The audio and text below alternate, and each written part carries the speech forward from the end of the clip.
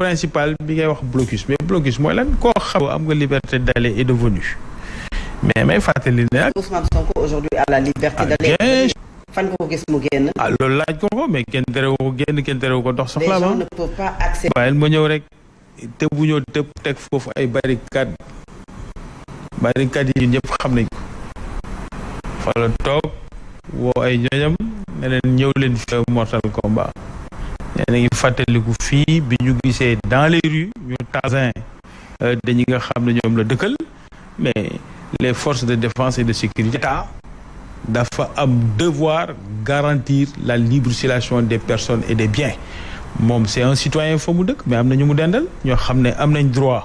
seen buntu kër ñu bañ ko def place u meeting loolu yëpp bokk na ci li nga xam ne daanaka war a garantir te su fekkuloon ne dafa am loo xam ne mus na fa xew te moom mu woote ko fa ci koñam kon kenn du ko en tout cas du am gêne boobu et l'État du obligé di jël des dispositions yoo xam ne mooy empêcher loolu amaat mais enfin gëwma man en tout cas que moom am na problème mu libre circulation gëwma yi tamit que sa famille am na problème de liberté de circuler mais par contre mënuñu ko bàyyi de toute évidence mu transformer un quartier résidentiel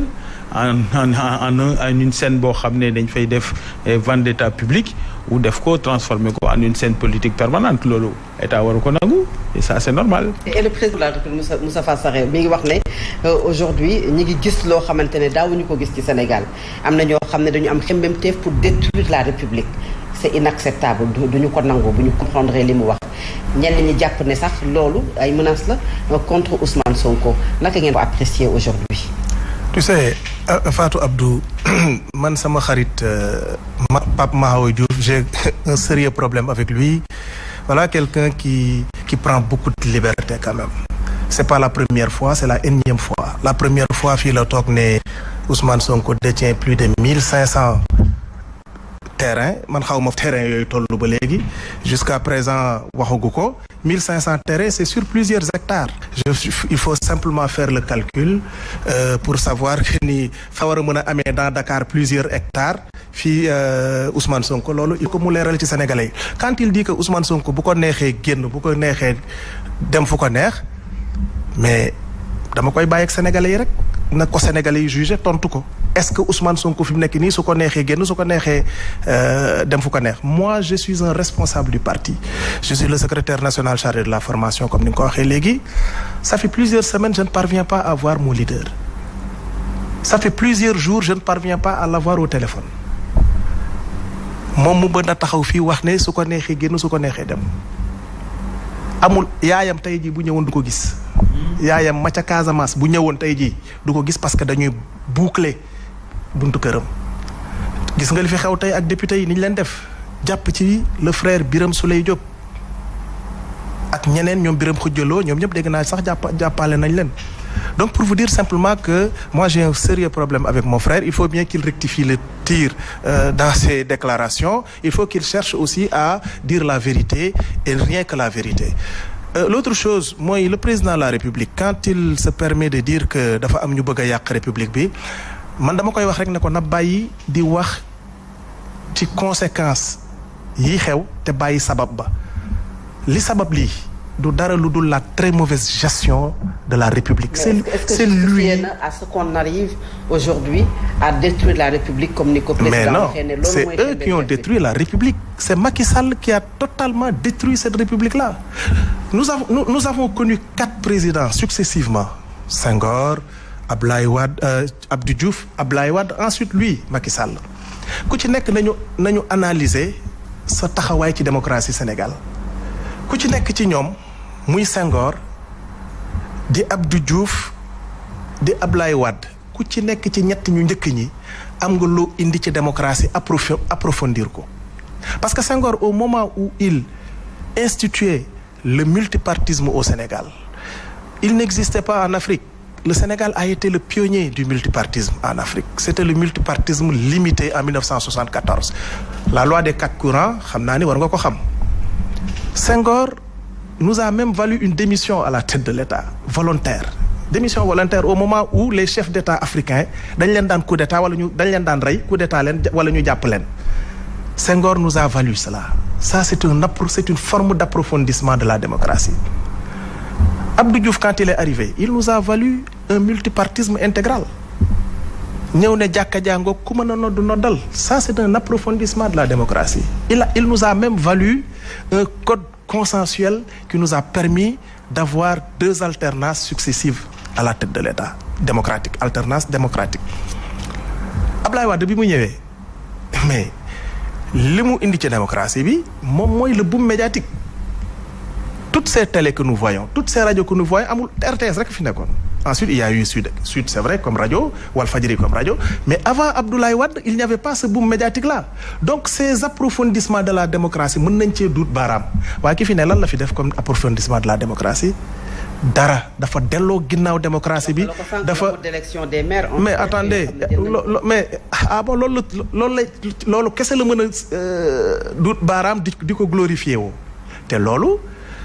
Ce n'est pas une proposition du pouvoir, ça a été une proposition de la société civile et de l'opposition qui se sont battus, ñoom ñaar, opposition ak société civile, pour avoir cela. Bi ñuy am loolu, parallèlement, moom lan la doon wut yeneen jeexital la doon wut ci dialogue yi. Ba muy woote dialogue première fois, c'était pour def deal pour génnee Karim Wade. Ñun ñëpp ñu ngi koy fàttaliku. bu ñu fàttalikoo sax ils avaient dit que le 27 mai xawma le 28 mai allait instituer journée du dialogue national. Est-ce que déggaat nga ñu waxaat ci waxaatuñu ci. ñu ñëwaat en 2018 dialogue politique ba mu koy wootee lenn dong la ci doon jublu moom mooy parrainage jéem a fexe nu muy filtrer encore ses adversaires filtrer leen ba ñi ngi fàttaliku bi Mohamed Boun Abdallah Dionne di wax naan candidat yi du dépasser 5. Alors que nous devions avoir une démocratie inclusive. Ku bëgg a nekk candidat da nga war a nekk candidat. Mais tey jii nii dialogue bii muy woote dara wundu ko lu dul éliminer d'ailleurs son discours daf ko wane sax éliminer un adversaire politique di pointer du doigt naan bon moom nag comme day gaaruwaale rek fu mu toll naan am na koo xam ni dafa bëgg a nërmeel république alors que moom mooy nërmeel république bi. Président Macky Sall il doit se ressaisir. Il a intérêt à se ressaisir parce que mënuloo doon puso bi mu réer ci say loxo. aussi ngeen woote un contre dialogue mais est-ce que am na pertinence ba pare contre dialogue boo xam ne da ngeen ko woote sans pour autant ngeen respecter les préalables. C'est quoi les préalables? Le préfet ne moom jotul demande. Mais regardez-moi ça. Mais vous vous rendez compte, il n'a pas à autoriser le préfet. Nous sommes sous un régime déclaratif. Oui, mais le préfet na gis nga xam nga ñoom erreurs yi ñuy def ils passent leur temps à commettre des erreurs boo leen dégg ñu naan non ils n'ont pas demandé d'autorisation. Non, c'est parce que ñii royaume lañu fi bëgg a instituer ñoom Pape Mahawa Diouf mii toog saa yi nekkatuñu Siin nekkatuñu Kajoor. Nous avons une république démocratique la ñu war a am bu ñu toogee foo leen fekk ñi ngi wax naan non ils n'ont pas déposé de demande d'autorisation non. Abdoulaye Wade loolu tamit ci approfondissement démocratie bi la bokk. Il a soumis le Sénégal à un régime déclaratif. Oui. Ça n'empêche quand même. Régime déclaratif la ñu nekk mais souvent ñu dégg demande d'autorisation. Pourquoi cette fois-ci? jëlu leen seen matuwaay ak seen jumtuwaay. ñii musuñoo demander autorisation. musuñoo déclarer seen benn manifestation. Macky Sall buy wër Sénégal di def ay caravanam musul a demander déclaration musul def déclaration bërki démb Abdoulaye Seydou Sow à Kaffrine deful caravane est-ce que def na déclaration caravane instantanée peut-être préparé na ko parce que je sais que Abdoulaye Seydou Sow s'il ne finance pas ces militants ils vont pas venir spontanément pas comme Ousmane il vient dans une localité les gens sortent spontanément ñëw sargal ko mais moom ce qui est sûr il a dû préparer les villages alentours pour gars yi ñëw mais il a fait une caravane sans déclarer gis nga dëkk bi lii moo nar a nërmel république bi 2 poids 2 mesures kumba am ndey kumba amul ndey fu droit amul nag jàmm munu faa am loolu du ma ko jàngal kenn sénégalais yépp xam nañ ko moom mi ma jàkkaar loolu xam na ko bu ñu bëggee jàmm am ci réew mi nañu delloo si waat droit ci dëkk bi nañu tolloo leen ñépp képp koo xam ne citoyen nga say droit nañ la ko jox ba mu mët sa Ousmane Sonko mii ñu séquestré maa ngi dégg ngay wax naan dañ ko xawma bloqué dañ ko séquestré ça c'est de la séquestration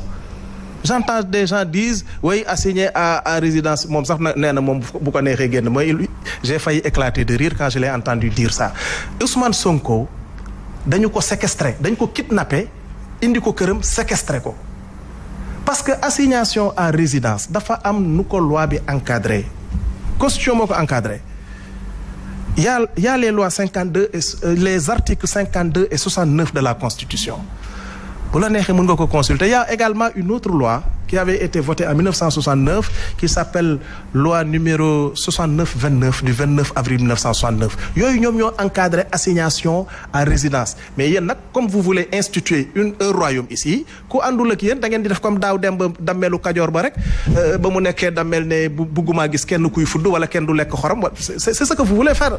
au Sénégal et nous ne l'accepterons pas. ñoom ñu am sañ-sañ également woote seen dialogue tuddee ko dialogue ak le peuple sénégalais malheureusement ñu bañal leen ko et c'est pas la première fois à chaque fois que opposition taxaw bëgg a amal benn ndaje lu ci ëpp dañ ko koy bañal yamuñu ci bañal ko dañu dem changer lieu encore ñu bañal leen ko dem ba ci kër Malick Gakou pour ne leen du fi amee loolu également nan lañ ko mën a comprendre Pape Mahawa loolu j'ai pas awma information ci loolu donc ñi autorisé ak ñi dul autorisé du ñun man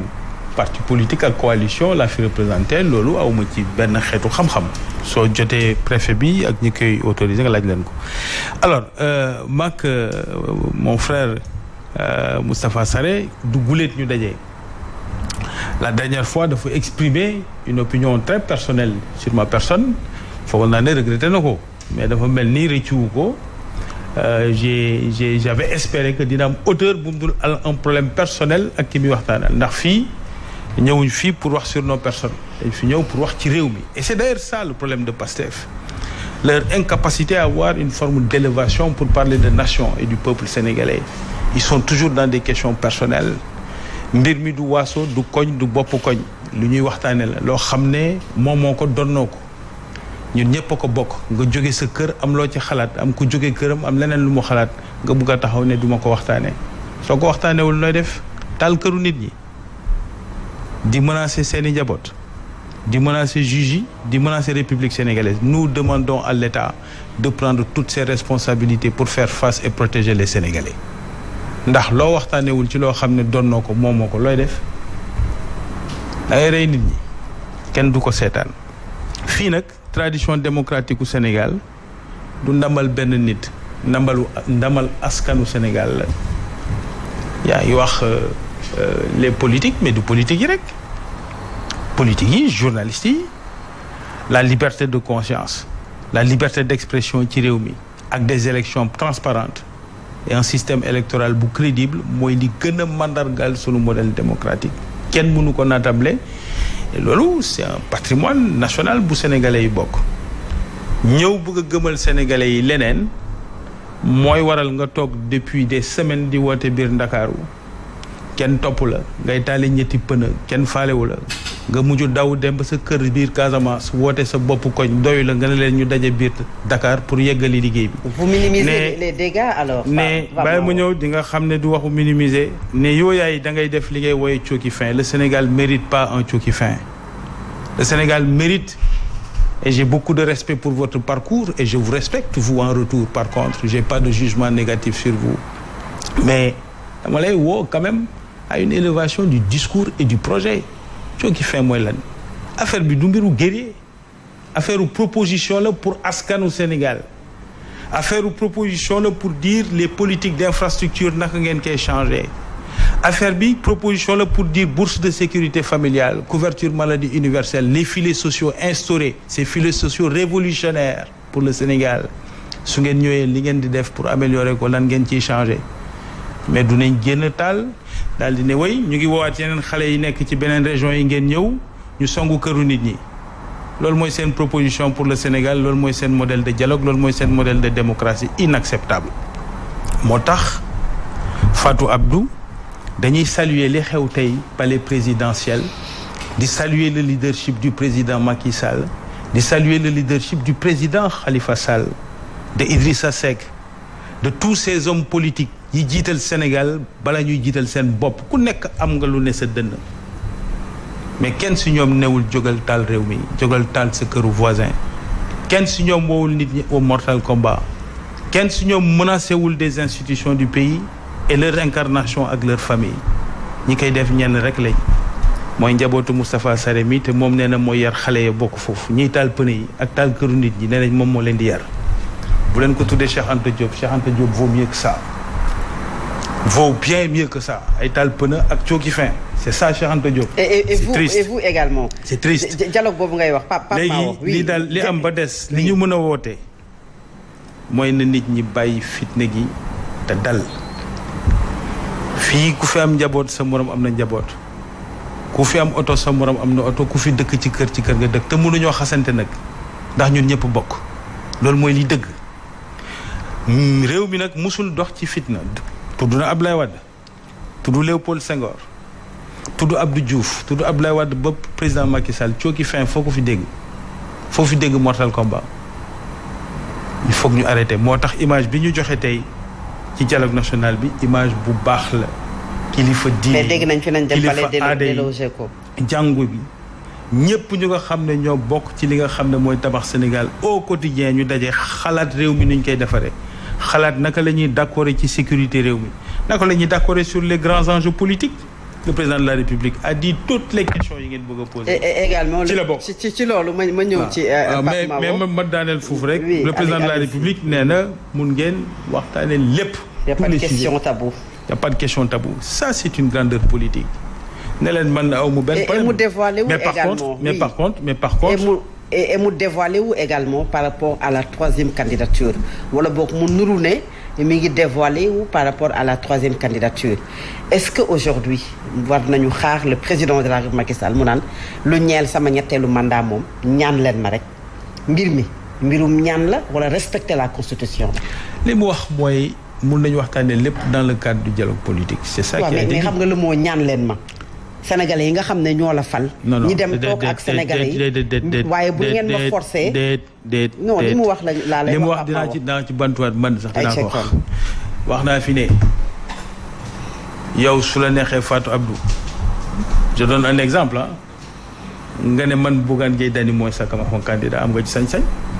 mais man am naa sañ-sañ ne président Macky Sall mooy suma candidat loolu su taxee ñi ne dañuy taal réew mi dañ may fitnaal dañuy taal suma kër ñu xool ko ba xam.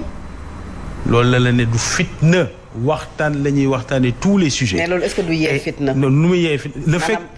mais Fatou xam ne lu ñeel wàllu constitution bi mayu ko. yow yaay damay poser question rek da nga ma jox exemple. kan mooy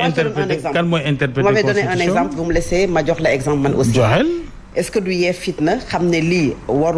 warta mën a ne ngeen imposer ko ci lu mën a yee fitna muy cette troisième candidature. kon moo wax ne warul. constitution bu Sénégal. yow yaay interpréter constitution nul ne peut faire plus de 2 mandats. yow am nga mandat de la République du Sénégal ak les compétences. et l'institution. j'ai la liberté. bàyyi ma terminer. comme tout Sénégalais d'interpréter. dama lay tontu fii ki war a interpréter le droit constitutionnel c'est la Cour constitutionnelle. ça on en disconvient. jeex na li ci des man am naa sañ-sañ ni kii mooy suma candidat mais loolu nag d'accord. même soo d'accordul mais naka la mun a yee fitna soo d'accordul del d'accord mais soo d'accordul da ngay taal pneu suma kër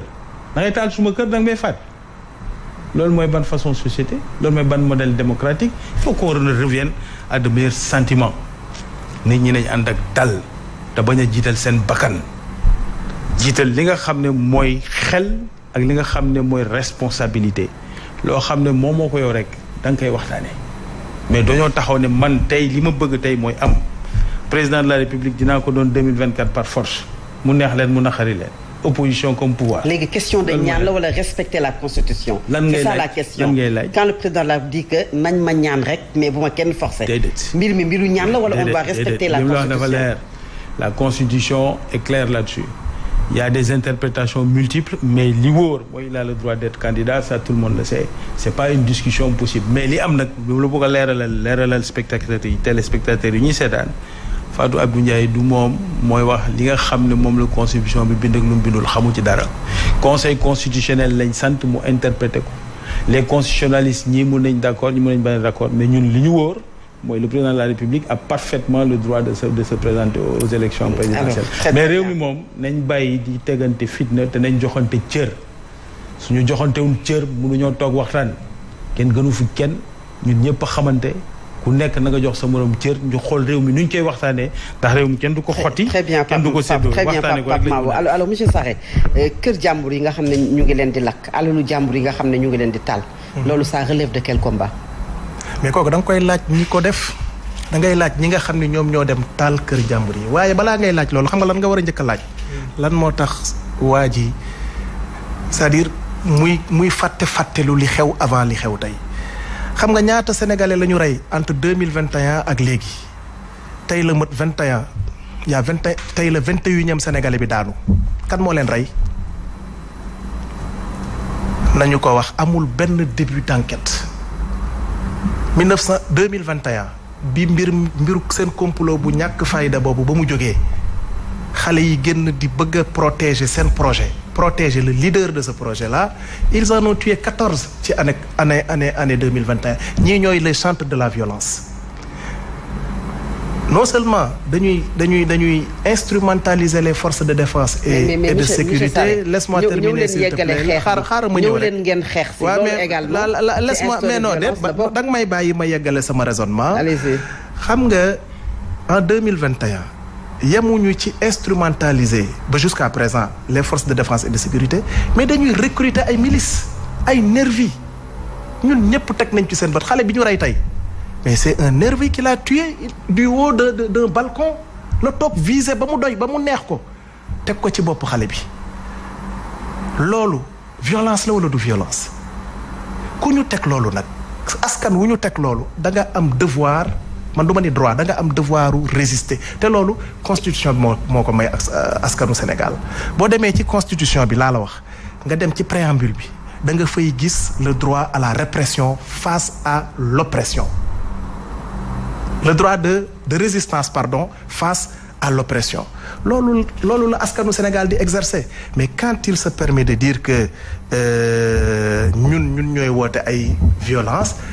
il n'a qu'un terme à la bouche lui c'est le mortal combat oui le président Ousmane avait bien utilisé ce terme-là c'était pour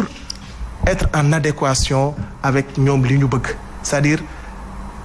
bëgg ko faagaagal bëgg a jaar ci kawam par tous les moyens en assassinat bien évidemment des Sénégalais loolu nag askanu Sénégal du ko nangu maintenant. mais monsieur Sarré askanu Sénégal duñu ko nangu mais est-ce que aujourd'hui fi ñu toll ci Sénégal muy pouvoir comme opposition honoré na kenn yegg foo xam ne des maisons des leaders sont incendiées les biens des Sénégalais détruits. mais munul honoré kenn. xam nga tax munul honoré kenn. loolu ci ban combat la bokk. parce que mais non dama ne xam nga ñun ñi nga xam ne dañoo bëgg a changer réew mi ñun ñi nga xam ne bëgg nañu au soir du 25 février 2024 quand vous aurez fini de proclamer les résultats et la victoire de Ousmane Sonko mais ñun réew mu ne ñum la ñu bëgg a fekk fii c'est-à-dire réew mu amul benn problème boo bëggee liggéey sa réew munoo fekk problème pour liggéey ko nous ce que nous voulons c'est un Sénégal de paix ñun ba ñu créé suñu parti en 2014 ñooy yàq di toj kër mais ñiy yàq réew mi mooy ñii ma jàkkaar lool kay munoo taxaw nag bëgg a bundu xataal askan wi di rey nit ñi di jël ay fital jël ay nervi mais non attends mais non dama ni la réponse c'est de résister la réponse c'est de résister maintenant sa demal ñii taal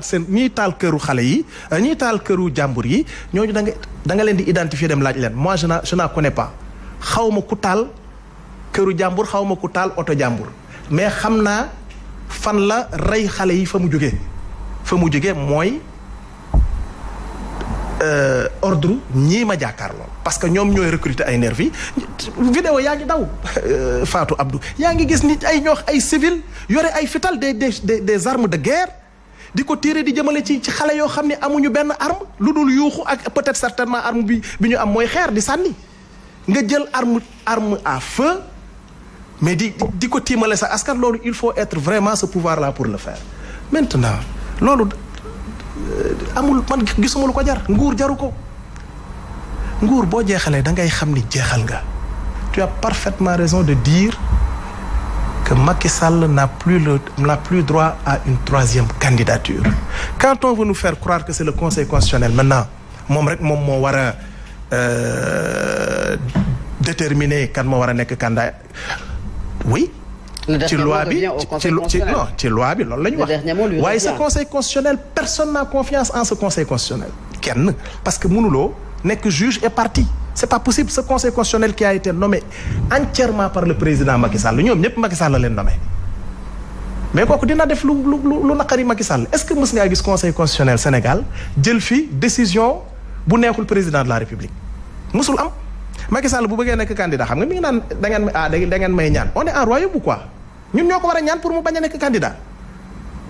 Macky Sall a fait 2 mandats. C'est peut-être pour dire que l'intimidation ne passera pas. Mais vous vous rendez compte, il doit se conformer à la loi mais même bu ko jàppee ni intimidation la dafa war a conformer wu à la loi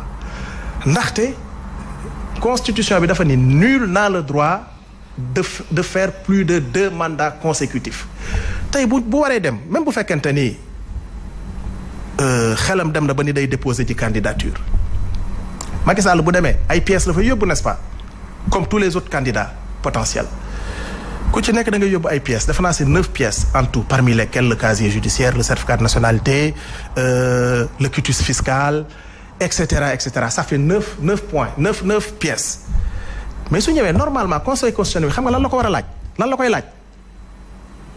ñaata mandat nga def parce que c'est lui le président sortant il va pas lui dire benn mandat laa def. sama gars yi balaa maa dee ñu naan 2e quinquennat waa septennat du mandat on va lui demander le conseil constitutionnel normalement doit lui poser cette question ñaata mandat nga def monsieur le président de la République et la réponse qu'il doit donner mooy def naa 2 mandats def naa mandat de 2012 à 2019 def naa beneen mandat de 2019 à 2024 su boobaa la conclusion bi nga xam ne moom la conseil constitutionnel war a tiré mooy yow mënatuloo bokk te lii dafa ruslu coalition bu toll ni Benno Bokk Yaakaar mel ni Macky Sall kese moo fa war a mën a nekk président de la République moi je me demande ces messieurs-là à quoi ils servent comment mais pourquoi ngeen xalaat ni bu dul Macky Sall c'est le chaos ce sera le chaos pour vous certainement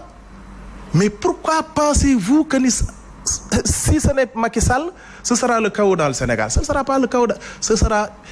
un jour de gloire et de joie pour le Sénégal parce que Macky Sall a tellement fait de mal à ce pays-là que nous avons hâte